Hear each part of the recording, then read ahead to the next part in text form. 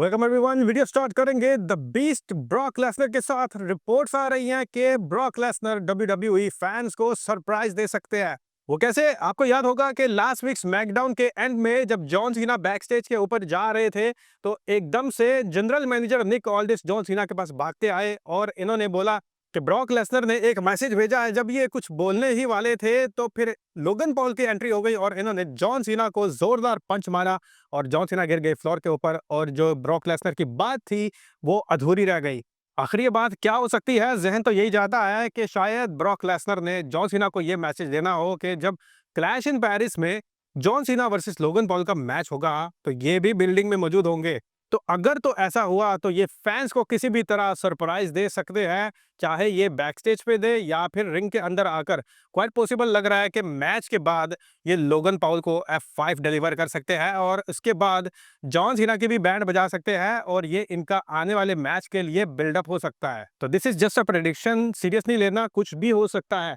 Next हम move करेंगे the OTC Roman Reigns की तरफ, जिन्होंने पक्का इरादा कर लिया है कि ये WWE से कहीं भी नहीं जाने वाले। रोमन रेंज ने स्टेफनी मैकमैन की पॉडकास्ट को अटेंड किया और इन्होंने वहां पे अपनी काफ़ी ज़्यादा बातें बताई हैं। तो जो मेन बातें थी उन बातों में एक बात ये थी कि इन्होंने बोला कि ये WWE को कभी भी छोड़कर नहीं जाएंगे, ये हमेशा सुपरस्टार रहेंगे और ये हमेशा रोमन रेंज रहेंगे। तो ये मजीद हैट्स पहनने के लिए WWE को बिल्कुल भी नहीं छोड़ेंगे। इनका कहना था कि WWE के अंदर कुछ ऐसे नाम भी हैं जिन्होंने जैसे ही हॉलीवुड में कदम रखा तो WWE से इन्होंने दूरी इख्तियार कर ली।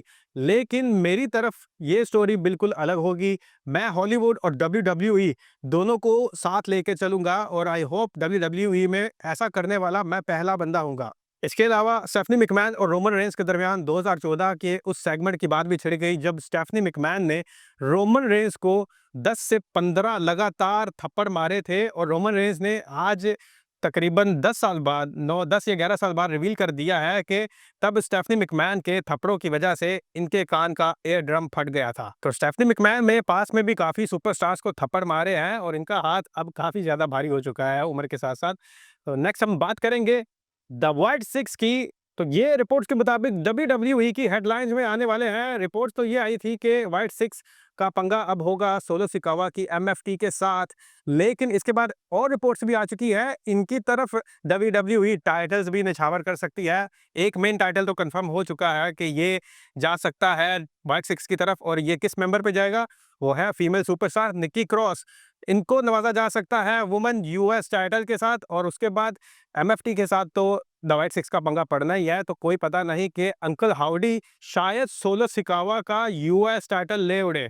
तो अंकल हाउडी ने बाज़ाब्ता खुद भी इस बात की तस्दीक कर दी है कि WWE इनके लिए बहुत बड़े प्लान्स कर रही हैं, जल्द ये हेडलाइंस में आने वाले हैं। नेक्स्ट हम बात करेंगे WWE के late great legend Hulk Hogan की, जिनकी आज से कुछ वीक्स पहले डेथ हुई थी। पहले तो ये डेथ नॉर्मल लग रही थी लेकिन अब ये नॉर्मल बिल्कुल भी नहीं लग रही। होगन की वीडियो का मानना है कि होगन की कुछ अरसा पहले नेक सर्जरी हुई थी और उस सर्जरी के दौरान जो ट्रीटमेंट चला था उसमें गफलत की वजह से इनकी मौत हुई है। तो इसलिए ये मेडिकल स्टाफ के ऊपर केस करने जा रही हैं। तो अब देखना पड़ेगा कि आखिर इनके जो लॉयर्स होंगे, पुलिस होगी, स्टाफ जो भी होगा, ये मेडिकल स्टाफ के खिलाफ कुछ ऐसा साबित कर पाएंगे या फिर नहीं।